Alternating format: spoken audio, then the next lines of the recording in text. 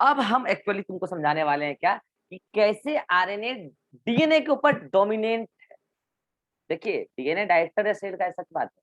DNA director, nucleus director है, nucleus के अंदर क्या पाया जाता है? डीएनए। डीएनए ठीक है सेंटर पर है, सेंटर है वो, लेकिन सेल के अंदर चलता किसका है? आरएनए का। आरएनए डीएनए के ऊपर डोमिनेंट कैसे, आइए समझाते हैं। और इसीलिए कहते हैं कि सेल की सारी एक्टिविटी आरएनए के ही अराउंड चलती है, इसलिए कहते हैं there is RNA world in the living world. ठीक है, आइए समझाते हैं इस बात को। देखिए ये सेल बनाया मैंने, ये सेल मेम्ब्रेन है। ये क्या है? सेल मेम्ब्रेन है। आपको पता है सेल मेम्ब्रेन के अंदर जो फ्लूइड है वो cytoplasm, here this is cytoplasm. और ये क्या है? न्यूक्लियर मेम्ब्रेन है, मतलब न्यूक्लियस है ना। और ये क्या है? न्यूक्लियर पोर है, समझा है न्यूक्लियस में? न्यूक्लियर पोर है। और न्यूक्लियर पोर के अंदर, न्यूक्लियस के अंदर क्या है? न्यूक्लियोप्लाज्म है। ये सब होता है यूकैरियोटिक सेल के अंदर, प्रोकैरियोट में सब नहीं होता है। ठीक है, चलिए प्रोकैरियोट में तो केवल केवल क्या होता है? साइटोप्लाज्म। अधिक कैमरा ऑन क्यों नहीं है? ठीक है, चलिए अब मैं क्या कह रहा हूं, आप सब कुछ कीजिए कि डीएनए, डीएनए कहाँ है बताओ?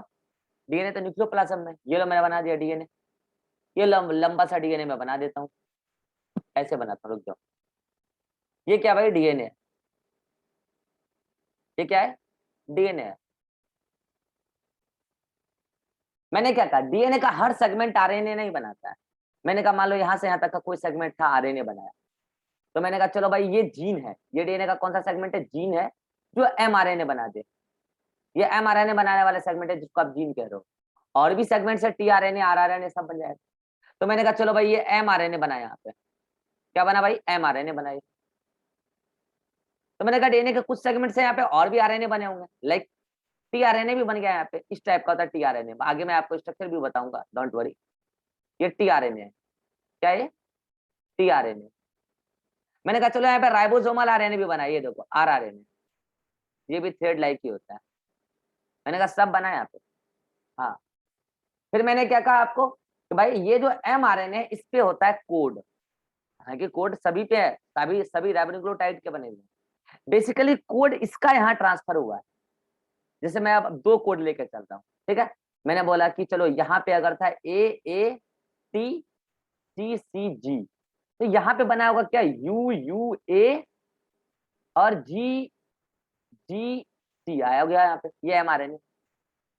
इन सब में भी न्यूक्लियोटाइड सीक्वेंस ही है, लेकिन मैं कोड की बात यहाँ पर कर रहा हूँ, एमआरएनए। ठीक है, अच्छा अब क्या होता है? बाहर साइटोप्लाज्म में अमीनो एसिड बिखरा पड़ा है। यहाँ पर बहुत सारे अमीनो एसिड है, बहुत सारे हैं। तो कई बार तो क्या होता है, इस अमीनो एसिड से प्रोटीन बनाकर प्रोटीन को अंदर ट्रांसपोर्ट किया जाता है, और इस आरएनए को, आरआरएनए को प्रोटीन का चारों ओर असेंबल किया जाता है और बाहर फेंक दिया जाता है।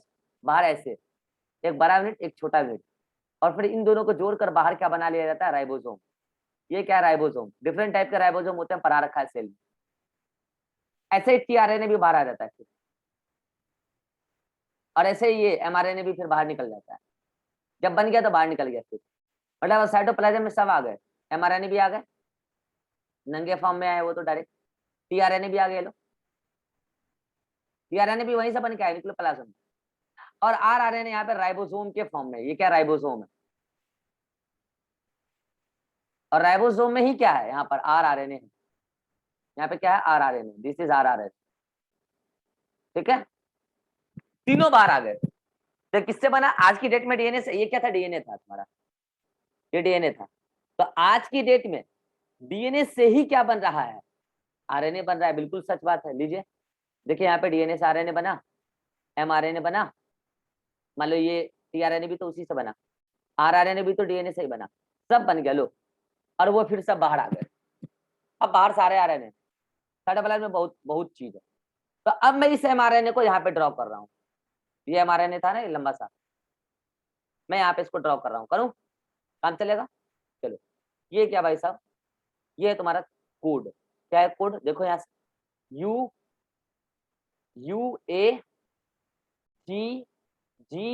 एक कोड है, ठीक है।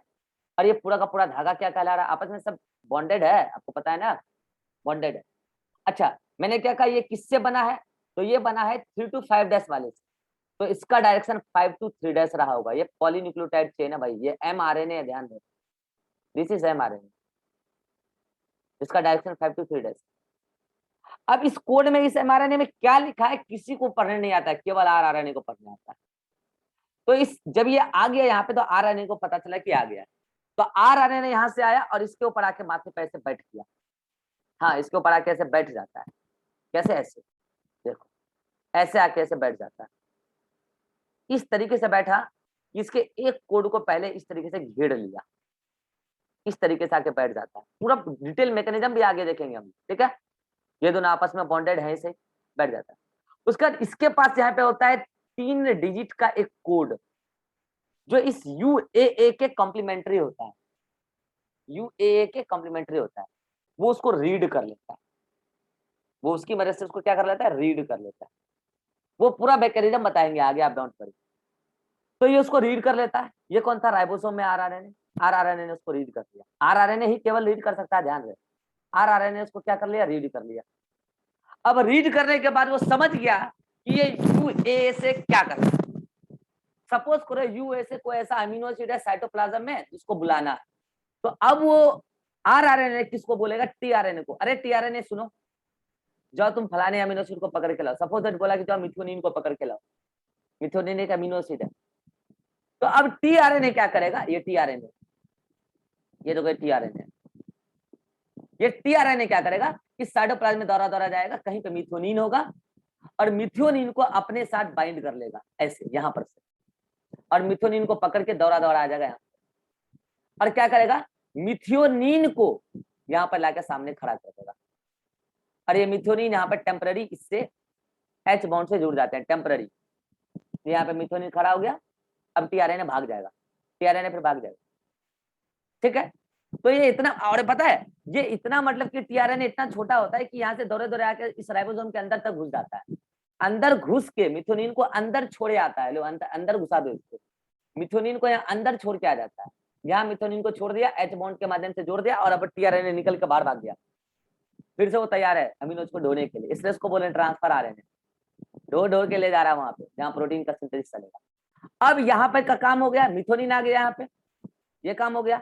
अब अगला, ये पूरा का पूरा राइबोसोम आगे मूव कर जाता है ऐसे। वो मिथ्योनिन फिलहाल वहां बाइंड हो गया टेम्परली H बॉन्ड से। अब ये क्या करता है, यहाँ से ये आगे बढ़ जाता है। अरे क्या हो गया, चलो ठीक है कोई बात, ये आगे यहाँ से बाइंड कर जाता है। अरे यार, यहाँ क्या था कोड? UUA, ठीक है। तो मिथ्योनिन वहां जाकर बाइंड था। अब क्या हुआ, अब वो पूरा कोड आगे बढ़ा, मतलब पूरा राइबोसोम इस तरीके से आगे बढ़ा। फिर यहाँ पे कोड रीड, सपोज दैट पता चला, सपोज दैट रैंडमली बोल रहा हूं मैं, सपोज दैट पता चला कि ये एमआरएनए था, इसमें जो सेकंड कोड रीड किया, पता चला कि अब यहाँ से तो ग्लूटामिक एसिड चाहिए, वो एक प्रकार का अमीनो एसिड है। फिर टीआरएनए को चिल्लाया, टीआरएनए स्पेसिफिक होता है, टीआरएनए को चिल्लाया, अबे ग्लूटामिक एसिड को ढोने वाले टीआरएनए आ जाओ। तो टीआरएनए तो एक बाइक है, स्पेसिफिक बाइक है, हर अलग अलग अमीनो एसिड को ढोता है। तो एक और टीआरएनए जो बन के आया था, ये देखो टीआरएनए। तो ये टीआरएनए ने क्या किया, दौड़ा दौड़ा गया जल्दी से, और किसको पकड़ा? साइटोप्लाज्म में ग्लूटामिक एसिड को अपने साथ जोड़ा, यहां लाया, ग्लूटामिक एसिड को यहां सेट किया, ग्लूटामिक एसिड को यहां सेट किया और भाग गया। ग्लूटामिक एसिड को सेट करके वो भाग गया। इतना काम तो किसने कर दिया? टीआरएनए। मतलब टीआरएनए अमीनो एसिड को ढो के ला रहा है, कहां पर? एमआरएनए के सामने। राइबोसोम रीड करता जा रहा है। राइबोसोम जब अब यहां से आगे बढ़ेगा तो उसको पता है H बॉन्ड टेम्पररी है, तो भाग जाएगा मिथ्योनिन। तो उसने क्या किया, उसी आरआरएनए ने ही, आरआरएनए में भी कई सारे आरआरएनए ने ही इस मिथ्योनिन को इस ग्लूटामिक एसिड के साथ एक chemical bond, covalent bond, peptide bond के माध्यम से जोड़ दिया। अब भागो अब भागो, नहीं भाग पाएगा ना। अब मान लो ये चेन आगे इधर कंटिन्यू था, ये चेन इधर कंटिन्यू था, ये आगे कंटिन्यू होते जाएगा, एमआरएनए रीड करते जाएगा, इधर अमीनो एसिड आते जाएगा और उसको पॉलीपेप्टाइड से जोड़ते जाएगा, खुद आरआरएनए जोड़ते जाएगा। मतलब कौन सा अमीनो एसिड आना है ये कोडेड फॉर्म में पता चलता है किसको? किसको? आरआरएनए को। आरआरएनए यूएए पढ़ा तो वो समझ गया कि डीएनए को इंफॉर्मेशन ये मिला था कि ऐसा प्रोटीन बनाना है जिसमें पहला अमीनो एसिड मिथ्योनिन, दूसरा ग्लूटामिक एसिड हो, तीसरा फिनाइल एलेनिन हो, चौथा वैलिन हो। ये सिग्नल डीएनए को मिला था, लेकिन डीएनए बोला कि हम डायरेक्ट ये सब काम नहीं करेंगे, तो वो एक कोड बना के भेजा एमआरएनए। उस कोड को रीड किया आरआरएनए, आरआरएनए समझ गया कैसा प्रोटीन बनाना है, सिग्नल कैसा मिला है डीएनए को। अब आरआरएनए ने क्या किया, एक एक करके कोड को रीड किया और एक एक अमीनो एसिड को बुला बुला के खुद अपने ही मौजूदगी में खुद पेप्टाइड बॉन्ड बनाया। और वो जो एंजाइम होता है वो आरएनए होता है जो पेप्टाइड बॉन्ड के सिंथेसिस को कैटालाइज करता है। याद करो उसको उसको हम लोग क्या बोले थे, पेप्टाइडाइल ट्रांसफेरेज। याद है, पेप्टाइड बॉन्ड के सिंथेसिस में जो अलग अलग अमीनो एसिड को ट्रांसफर करके यहाँ पे केमिकल बॉन्ड बनाने का काम कर रहा है वो आरएनए है, वो खुद आरएनए ही है, वो आरआरएनए। यूकैरियोट्स में 28 एसआरआरएनए और प्रोकैरियोट में 23 एसआरआरएनए। ये बात मैं आपको आगे भी बताऊंगा, अभी मैं आपको शॉर्ट जर्नी करा रहा हूँ आरएनए वर्ल्ड।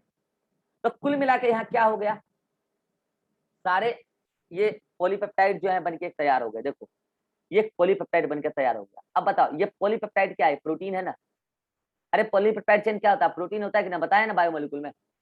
अब ये प्रोटीन मॉडिफाई होकर क्या बनाएगा, खुद एंजाइम। अरे क्या बनाएगा, एंजाइम।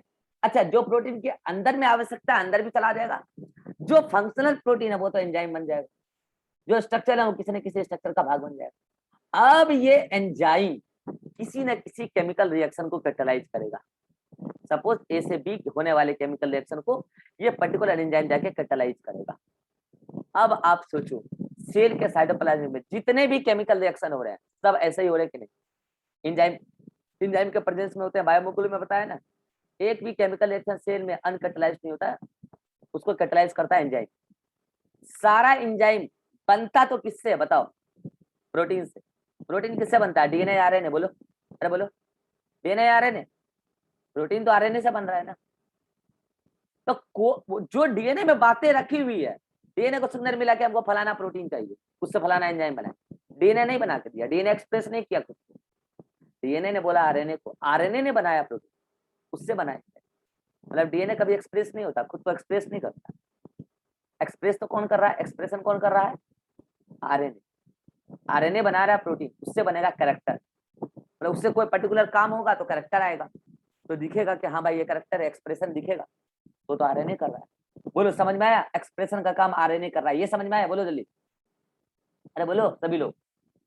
अब बात करते हैं क्या, अब बताओ डीएनए में जो इंफॉर्मेशन था, ये देखो ये इंफॉर्मेशन और ये इंफॉर्मेशन वो यहाँ आया और वहां से वो इंफॉर्मेशन यहाँ आया। देखो आया ना, वहां से इंफॉर्मेशन यहाँ आया और वहां से रेस्पॉन्स आया। अब बताओ सेल के अंदर एक लोकेशन से दूसरे लोकेशन में within the cell hereditary information को कैरी करने का काम कौन कर रहा है, ट्रांसफर करने का काम कौन कर रहा है, डीएनए आरएनए। बोलो देख के बोलो, डीएनए आरएनए, सभी लोग बोलो। सेल के अंदर हेरिडिटरी इंफॉर्मेशन को कैरी करने का काम कौन कर रहा है, ट्रांसफर करने का काम कौन कर रहा है, आरएनए। डीएनए तो अपनी जगह बैठा पड़ा है, क्रोमोसोम में पैक्ड है, वो अपनी जगह बैठा पड़ा है। आरएनए बहुत एक्टिव है भाई साहब। और देखो डिफरेंट टाइप के आरएनए का डिफरेंट टाइप का वर्क है। ये पूरा बात हम आपको ट्रांसलेशन में भी पढ़ाएंगे कि कैसे कैसे अलग अलग आरएनए, मतलब आप समझ गए। आरएनए ही सेल के अंदर सारे मेटाबॉलिक एक्टिविटी में भाग ले रहा है। कैसे, सेल के अंदर एक भी मेटाबॉलिक रिएक्शन विदाउट एंजाइम नहीं होता है, और सारे एंजाइम प्रोटीन के बने होते हैं। इवन जो आरएनए प्रोटीन के जो एंजाइम प्रोटीन के नहीं बने वो आरएनए के बने हैं। जैसे कि आप देखो ये पेप्टाइड बॉन्ड सिंथेसिस है ना, ये पेप्टाइड बॉन्ड सिंथेसिस मतलब केमिकल रिएक्शन है, तो उसमें एंजाइम इन्वॉल्व होना चाहिए, यस और नो, एंजाइम इन्वॉल्व होना चाहिए।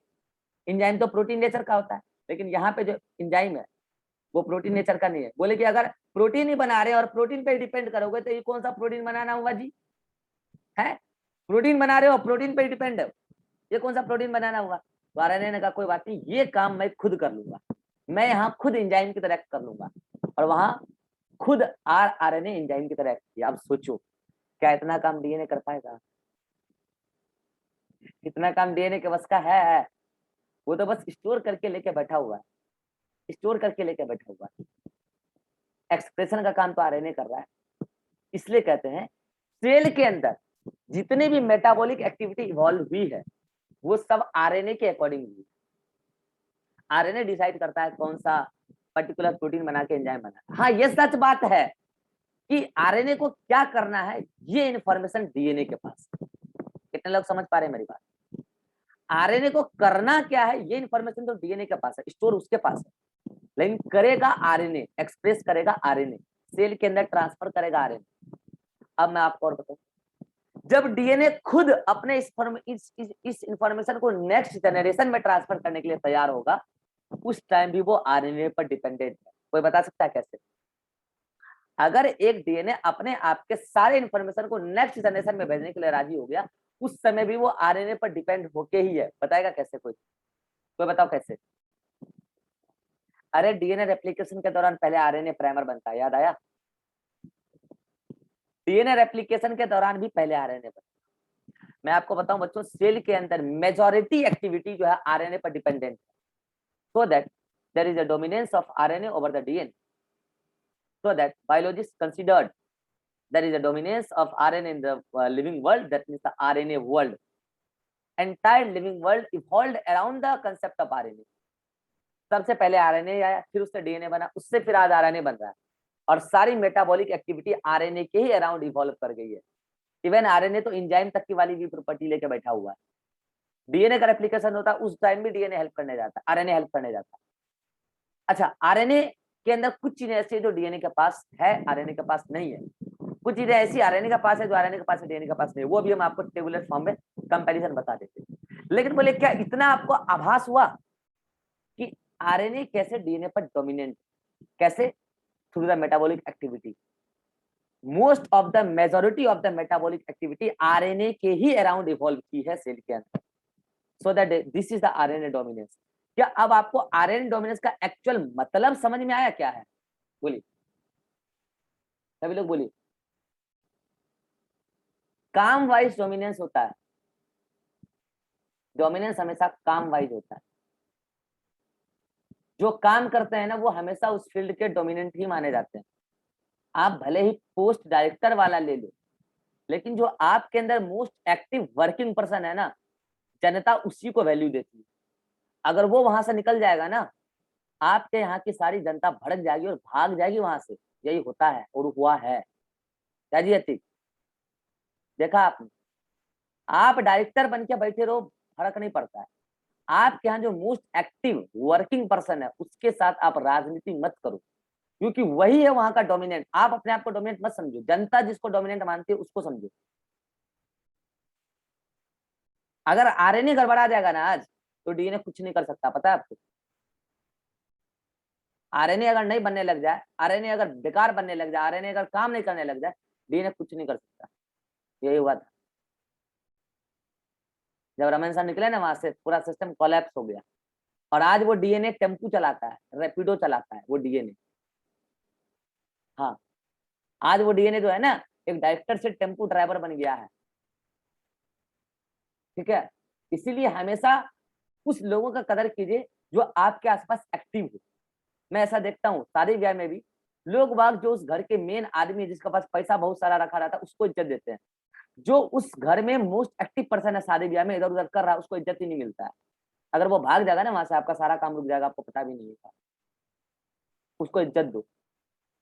दिन भर बेचारा 10 घंटा काम कर रहा है, 7 दिन से शादी का काम चल रहा है, 10 घंटा वो काम करता है डेली, और उसको थोड़ा सा बैठा के पूछते तक नहीं हो क्या हाल है। उसको इज्जत दो। वही है जो आपका काम चल रहा है, ध्यान रख लेना। वो हट गया ना तो आप पैसा रख के कुछ नहीं कर पाओगे, कुछ नहीं कर पाओगे। ठीक है, इन्फॉर्मेशन आपके पास, ये बात सच, लेकिन आपके इन्फॉर्मेशन का जो पालन कर रहा है उसका इज्जत कीजिए। डोमिनेंट वो है एक्चुअली। तो दिस इज आरएनए डोमिनेंस। अब मैं आपको नोटबुक से एक एक करके सारे कंसेप्ट रीड करके समझाता हूँ आरएनए डोमिनेंस के बारे में। रीवा, अगर तुम्हें जाना है तो अभी 8-10 हो रहा है, अगर तुम्हें जाना है तो जा सकते हो, वीडियो देख लेना। अभी 10-15 मिनट क्लास चलेगा। Rewa, yes sir. अभी कम से कम 8:30 तक क्लास जा सकता है मे बी। अगर तुम्हें जाना है तो जा सकते हो, वीडियो देख लेना, बस कुछ नहीं। अभी तो पढ़ाए हैं ना, इसी को नोट से रीड करके बताएंगे, समझा दिए सब कुछ, पूरा कहानी सुना दिए। ज्योति, कहानी समाप्त हुआ। आइए अब उस कहानी को हम लोग नोटबुक से एक बार देखते हैं। ठीक है ज्योति, तुम्हें भी जाना है? नो सर, हम चले जाएंगे। चलिए कहानी सुनते हैं। इसका स्क्रीनशॉट लेना है, ले लीजिए।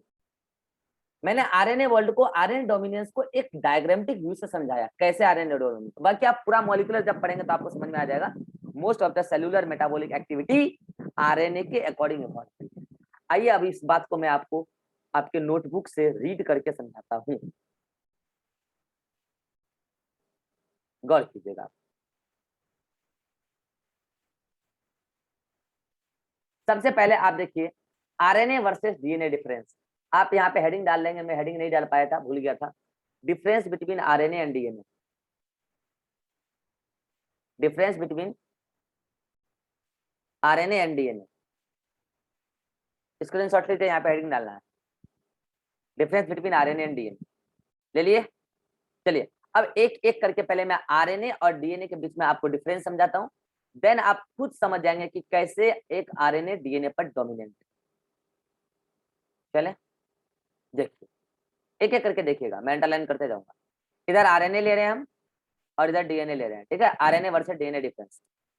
शुगर देखिए, इधर राइबोज है, इधर डीऑक्सी राइबोज है, इधर नाइट्रोजनस। अच्छा हम डिफरेंसेस की बातें कर रहे हैं, सिमिलैरिटी नहीं लिखेंगे, ठीक है। हम डिफरेंस बता रहे हैं ना जी। तो इधर नाइट्रोजन स्पेस यूरासिल होता है, उधर थाइमिन होता है, ये डिफरेंस है। बाकी दोनों सेम रखते हैं नाइट्रोजन स्पेस। ये यूजुअली सिंगल स्टैंडर्ड होता है और ये यूजुअली डबल स्टैंडर्ड होता है। यूजुअली वर्ड मैंने बोला है, लो अगर नहीं साथ है तो मैं लिख देता हूँ ये वर्ड। ये यूजुअली कैसा होता है? Single standard. और ये यूजुअली कैसा होता है? Double standard. मतलब आप बोलोगे sir rarely single standard DNA भी मिलता है क्या? कुछ एग्जाम्पल हैं, वो एग्जाम्पल मैं आपको थोड़ा सा बता दूं। कुछ एग्जाम्पल हैं जहां पर DNA as a single standard मिलता है, वो एग्जाम्पल मैं आपको यहाँ पे नोट करवा देता हूँ। वो एग्जाम्पल है आपको वायरस ही है, वायरस का नाम है साय 174 वायरस, ठीक है। और एक है कॉलीफेज। ये दोनों वायरस का नाम है, याद रख लीजिएगा। जो एक्सेप्शन है वो पूछा जा सकता है, नोट्स में ऐड कर लीजिएगा। कहां पर रेयरली सिंगल स्टैंडर्ड डीएनए मिलेंगे? एक साय 174 वायरस और एक कॉलीफेज वायरस। नोट कर लीजिए, स्क्रीनशॉट लीजिए जल्दी से। तो आरएनए तो मोस्टली यूजुअली डबल स्टैंडर्ड ही होता है, लेकिन सिंगल स्टैंडर्ड भी पाया गया है, वायरस के अंदर ही है, वायरस के अंदर है, ठीक है। हाँ अब बात करते हैं क्या कि ये यूजुअली सिंगल स्टैंडर्ड होता है, लेकिन डबल स्टैंडर्ड कहाँ? राइबो वायरस के अंदर, याद आया? अभी एग्जाम्पल बताए थे राइबो वायरस में, reovirus, tobacco mosaic virus, याद आया? QB bacteriophage virus, human immunodeficiency virus, उन सब में आरएनए डबल स्टैंडर्ड। और साय 174 वायरस और कॉलीफेज वायरस, इसके अंदर डीएनए सिंगल स्टैंडर्ड। तो ये कुछ डिफरेंसेस हुए। चलिए अगला डिफरेंस देखते हैं हम। अगला डिफरेंस है कि ये मोर रिएक्टिव होता है और ये लेस रिएक्टिव होता है। देखिएगा ध्यान से, मोर रिएक्टिविटी का कारण क्या है? मोर रिएक्टिविटी का कारण है मेनली ये OH ज्यादा रिएक्टिविटी इसको देता है, वो ज्यादा फंक्शनल मतलब ये फंक्शनल रिएक्टिव ग्रुप है, मतलब फंक्शनल ऐसा ग्रुप है जो रिएक्टिविटी शो कर रहा है। लेकिन यहाँ पे सेकंड नंबर पे कार्बन पे जो राइबोस शुगर होता है उसमें OH नहीं होता, इसलिए वो लेस रिएक्टिव, ठीक है। फिर ये मोर स्टेबल है, सॉरी ये लेस स्टेबल है, ये मोर स्टेबल है। सुनेगा ध्यान से, इसके मोर स्टेबल होने का मैं 3 कारण आपको बता रहा हूँ। एक कारण तो क्या है? थायमीन, अरे ठीक है, लेकिन 2 कारण और है। एक कारण ये हुआ मोर स्टेबल का, एक कारण है कि डीएनए डबल स्टैंडर्ड होता है, डीएनए डबल स्टैंडर्ड। एक कारण ये है डबल स्टैंडर्ड स्टेबिलिटी देता है उसको, और एक कारण ये है स्टेबिलिटी का, एक कारण तो थायमीन वाला बताया ना, और एक कारण ये है OH नहीं होता, मतलब लेस रिएक्टिव होता है due to absence of OH। तो लेस रिएक्टिव मोर स्टेबल। कितने लोग समझ गए? अच्छा यहाँ पे थायमिडिन क्यों दे रहा है stability? Thymine provides additional stability through I effect, through inductive effect. बोलिए ये तीनों कारण सभी बच्चों को समझ में आ गया?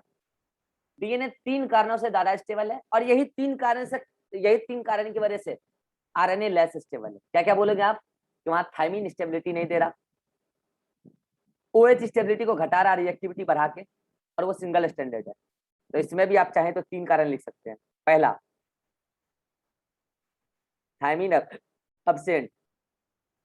दूसरा, OH present. 2, more reactive, notes में ऐड कर लेना ये बात, मोर रिएक्टिव, लेस स्टेबल। तीसरा, सिंगल स्टैंडर्ड। तो ये 3 कारणों की वजह से लेस स्टेबल है, वो 3 कारणों की वजह से मोर स्टेबल है। स्क्रीनशॉट लीजिए, जल्दी ऐड कर लेना। तो एक कारण तो ये हो गया कि लेस स्टेबल, वो मोर स्टेबल है। अगला रीजन देखिए आप, इजिली अर्ली डिग्रेडेबल। देखिए इसका मतलब क्या है, अर्ली डिग्रेडेबल का मतलब क्या, पहले समझिएगा। इसका मतलब क्या है, इसका मतलब ये है, अच्छा इसमें क्या बोला, इट रेसिस्ट चेंजेस। इसका मतलब ये है कि अगर ये स्ट्रक्चरली लेस स्टेबल है, इसको तोड़ना आसान है, इसका डिग्रेडेशन जल्दी हो जाता है। सिंगल स्टैंडर्ड है ना, इसलिए भी स्टेबिलिटी ज्यादा है नहीं यहाँ पे, लेकिन ये स्टेबल ज्यादा है, इसलिए ये अपने अंदर डिग्रेडेशन नहीं लाएगा, इसलिए अपने अंदर चेंजेस को डीएनए मना करता है, नहीं हम इतना जल्दी चेंज नहीं होंगे। अदरवाइज आरएनए पर थोड़ा सा रेडिएशन गिरेगा, आरएनए का न्यूक्लियोटाइड सीक्वेंस पलट जाएगा, चेंज हो जाएगा, गायब हो जाएगा। डीएनए मना करता है, डबल स्टैंडर्ड है ना, थोड़ा सा लाइट को रिफ्लेक्ट करता है। तो ये बातें हैं कि ये रेसिस्ट करता है चेंजेस को। अच्छा, जो चेंजेस होते हैं न्यूक्लियोटाइड में उसको बोलते हैं म्यूटेशन। तो इसके अंदर म्यूटेशन फास्टर रेट से होता है और इसके अंदर म्यूटेशन स्लोअर रेट से होता है। यही कारण है कि जब दुनिया आया था, लिविंग वर्ल्ड आया था, उस दौरान ऑर्गेनिज्म में पहले आरएनए था और रेडिएशन बहुत सारा था उस टाइम। उस रेडिएशन से खूब इवोल्यूशन हुआ तेजी गति से, लेकिन आज मेजोरिटी ऑर्गेनिज्म में डीएनए आ गया। आज इवोल्यूशन की रेट थोड़ी स्लो है। रीजन समझ में आया? ये क्वेश्चन बनता है, आज इवोल्यूशन की रेट स्लो है जबकि अर्लियर इवोल्यूशन का रेट फास्ट था। व्हाई? क्योंकि स्टार्टिंग में जो म्यूटेशन होता था आरएनए में होता था, आज डीएनए में होता है। डीएनए में म्यूटेशन स्लो होता है, क्यों? स्ट्रक्चर इसका स्टेबल होता है। क्या म्यूटेशन? न्यूक्लियोटाइड चेन में चेंजेस। तो इसमें इवोल्यूशन फास्टर, इसमें इवोल्यूशन स्लोअर। बोलो यहाँ तक समझ में आया? जल्दी बोलो, यहाँ तक समझ में आया? चलिए नेक्स्ट बात देखिए, क्या है नेक्स्ट मैटर, क्या है? इसके पास ऑटो कैटालिटिक प्रॉपर्टी है। ऑटो कैटालिटिक का मतलब वो खुद एज अ एंजाइम की तरह एक्ट करेगा। एग्जांपल याद आया? राइबोजाइम। राइबोजाइम कहते हैं उसको, जो खुद एंजाइम की तरह एक्ट करता है, उसको बोलते हैं राइबोजाइम। राइबोजाइम खुद एंजाइम की तरह एक्ट करता है। वो कौन है? Peptide transferase. याद आया? तो पेप्टाइड बॉन्ड बनाने में भाग ले रहा था अभी, खुद आरएनए आरआरएनए एंजाइम की तरह एक्ट कर रहा है, लेकिन ये प्रॉपर्टी डीएनए के पास नहीं है। ये भी तो एक डिफरेंसेस है ना। अभी हम आरएनए डीएनए का डिफरेंस देख रहे हैं, फिर ओवरऑल बात करेंगे कि कौन डोमिनेंट। तो इसके पास कैटालिटिक प्रॉपर्टी नहीं। अच्छा, इसके पास कुछ फॉलोइंग प्रॉपर्टी नहीं जो डीएनए के पास है। जैसे डीएनए खुद रेप्लिकेट कर सकता है, अपना रेप्लिकेशन खुद कर सकता है, अपना रिपेयर भी कर सकता है और प्रूफ रीडिंग भी कर सकता है। याद करो बोले थे। लेकिन आरएनए अपना रेप्लिकेशन खुद नहीं कर सकता आज की दुनिया में। आरएनए को अगर बनना है तो डीएनए बनाएगा। कितने लोग समझ पा रहे हैं कि आरएनए के पास सेल्फ रेप्लिकेशन प्रॉपर्टी नहीं है, कुछ वायरसेस को छोड़ के। आज की डेट में अगर आरएनए को बनना है तो डीएनए बनाएगा आरएनए ट्रांसक्रिप्शन से, इसलिए इसके पास सेल्फ रेप्लिकेशन प्रॉपर्टी नहीं है। और रिपेयर और प्रूफ रीडिंग तो बिल्कुल भी नहीं आ रही। ये भी तो डिफरेंसेस हुआ ना। बोलिए, बात क्लियर है? अरे बोलिए। अगला देखो, अब एक बात को गौर करना, मैं क्या बोल रहा हूं। अगर मैंने कहा एक्सप्रेशन को दिखाना है और हेरिडिटरी इंफॉर्मेशन को within the cell, within the same generation transfer करना है, एक सेल से दूसरे सेल, एक सेल के अंदर, इधर से उधर, इसके लिए कौन बढ़िया? आरएनए या डीएनए? बोलो जल्दी, इसके लिए कौन बढ़िया? आरएनए या डीएनए? आरएनए। Obviously RNA. तो देखो यहाँ पे, it is more suitable for expression. Expression मतलब वही प्रोटीन बनाना वगैरह, कैरेक्टर बनाने में भाग लेना, एक्सप्रेशन ऑफ हेरिडिटरी इंफॉर्मेशन, इनके लिए ज्यादा सुटेबल कौन है? आरएनए। और दूसरा ट्रांसमिशन ऑफ, मतलब ट्रांसफर ऑफ दिस इंफॉर्मेशन, मतलब hereditary information from nucleus to cytoplasm, मतलब within the same generation. एक ही जनरेशन के अंदर जो सेल के अंदर इंफॉर्मेशन इधर से उधर जा रहा है, इसके लिए ज्यादा बढ़िया कौन है? आरएनए। जबकि डीएनए किस बात के लिए बढ़िया है? More suitable for storage of hereditary information. Information को स्टोर करके रखिए और एक जनरेशन से नेक्स्ट जनरेशन जाने के लिए, from one generation to next generation, जिसको बोलते हो आप इनहेरिटेंस। इनहेरिटेंस, एक जनरेशन से नेक्स्ट जनरेशन भेजना है information, genetic information. RNA sorry DNA बढ़िया है। एक ही जनरेशन के अंदर सेल में यहां से वहां भेजना है, आरएनए बढ़िया है। कितने लोग समझ गए अंतर क्या है? समझ गए अंतर? चलिए, तो ये था आरएनए और डीएनए के बीच में कुछ बेसिक डिफरेंसेस। इन डिफरेंसेस को अगर आप अपने माइंड में रखोगे तो आप फिर बोलने लग जाओगे there is a dominance of RNA over the DNA. और यही कंसेप्ट क्या है? RNA world. RNA is actively involve in cells metabolism. आपने देखा प्रोटीन सिंथेसिस में डिफरेंट टाइप के RNA, tRNA, rRNA, mRNA directly involve है, बना रहे हैं प्रोटीन, और वही प्रोटीन कैरेक्टर बनाएगा। तो आरएनए एक्सप्रेशन में भाग ले रहा है, सेल्स के मेटाबॉलिज्म में भाग ले रहा है, जबकि डीएनए बैठा पड़ा है, वो बस इंफॉर्मेशन कन्वे कर रहा है। ठीक है। Being first genetic material, most of the metabolic activities evolved around RNA. Starting से आरएनए है, ठीक है। शुरुआत में जेनेटिक मटेरियल की तरह एक्ट कर रहा था, लेकिन स्टार्टिंग में जो आरएनए आया था वो तो मेटाबॉलिज्म में भी भाग लेता था ना, उसको दिक्कत आ रही थी, तब वो डीएनए बना। बाद में जो आरएनए आया वो मेटाबॉलिज्म तो आज भी कर रहा है ना, समझ में आ रहा है? स्टार्टिंग में जो आरएनए आया मेटाबॉलिज्म वो तब भी कर रहा था, लेकिन तब वो स्टोरेज का भी काम करता था। फिर डीएनए बना, फिर जो आरएनए आया वो स्टोरेज का काम छोड़ दिया, वो स्टोरेज का काम छोड़ दिया वो, लेकिन मेटाबॉलिक एक्टिविटी में तो आज भी भाग ले रहा है। हाँ, वो अलग बात है कि काम बांट लिया अलग अलग आरएनए। तो मेटाबॉलिक एक्टिविटी तो आरएनए के ही अकॉर्डिंग इवॉल्व हो रही है स्टार्टिंग से। कितने लोग समझ पाए मेरी बात में क्या बोल रहा हूँ? आरएनए मेटाबॉलिज्म स्टार्टिंग से भाग ले रहा है, लेकिन हाँ शुरुआत में वो जेनेटिक मटेरियल की तरह करता था, आज नहीं करता है हर जगह। ठीक है। Thus, there is a dominance of RNA over the DNA in the cells metabolism. Cells के मेटाबॉलिज्म में हर मेटाबॉलिज्म मेजॉरिटी तौर पर आरएनए पर डिपेंडेंट है, डीएनए पर नहीं है, क्योंकि आरएनए प्रोटीन बना के देगा। RNA acting as ribozyme also shows dominance. Protein बनाने के दौरान भी डीएनए पर डिपेंड नहीं हुआ आरएनए। कहा चलो यार हम कर लेंगे, मैनेज कर लेंगे, हम एंजाइम की तरह एक्ट कर लेंगे डायरेक्ट, छोड़ो। इस तरीके से भी वो राइबोजाइम की तरह एक्ट कर रहा है, एंजाइम की तरह एक्ट कर रहा है राइबोन्यूक्लिक एसिड आरएनए। इस तरीके से भी वो डोमिनेंस शो कर रहा है सेल। समझ में आ रहा है? दूसरा, DNA evolved from RNA from some chemical and structural modification. मैंने बोला ना अभी, क्या मॉडिफिकेशन हुआ? राइबोस शुगर से डीऑक्सी राइबोस शुगर बना, म्यूटेशन की वजह से, रेडिएशन की वजह से। और यूरासिल से थायमिन बना। ये थोड़ा सा चेंजेस आया सेल्स के केमिकल रिएक्शन में से, मिथाइल ग्रुप ऐड होने लगा, कहां पर? यूरासिल। और ऑक्सीजन हटा कैसे? रेडिएशन से। कुल मिला के केमिकल स्ट्रक्चरल मॉडिफिकेशन हुआ, तब जाके आरएनए बना। और यही है आपका आरएनए वर्ल्ड। बोलो जी, आरएनए वर्ल्ड समझ में आया? सेल के अंदर मेटाबॉलिक एक्टिविटी आरएनए के अराउंड चलती है, यही आरएनए वर्ल्ड है, यही आरएनए डोमिनेंस। अब डिफरेंट टाइप के आरएनए हैं जो हम लोग कल पढ़ेंगे, डिफरेंट टाइप के आरएनए हैं जो हम कल पढ़ेंगे। बोलिए, यहां तक कोई डाउट हो ज्योति तो बोलो। ज्योति? No sir. ठीक, नो सर। चलिए तब आप एनसीईआरटी को गौर से पढ़ के आ जाइएगा बस, और एनसीईआरटी को गौर से पढ़ के आ जाइएगा तो मजा आ जाएगा आपको। Homework NCERT page number, RNA world पढ़ना है, बता रहा हूं कहां मिलेगा आपको। आरएनए वर्ल्ड लिखा होगा हेडिंग, ये देखो पेज नंबर 104 पर एक कंसेप्ट मैंने छोड़ देने बोला था, आपको टॉपिक मिल जाएगा, टॉपिक 6.3 आरएनए वर्ल्ड, पूरा पढ़ लेना है। आरएनए वर्ल्ड कहां? 6.4 के ऊपर तक उसी पेज पर है, आरएनए वर्ल्ड पूरा पढ़ लेना। चलो फिर मिलते हैं हम लोग 12 बजे नर्वस सिस्टम में। तब तक के लिए बाय बाय, टेक केयर।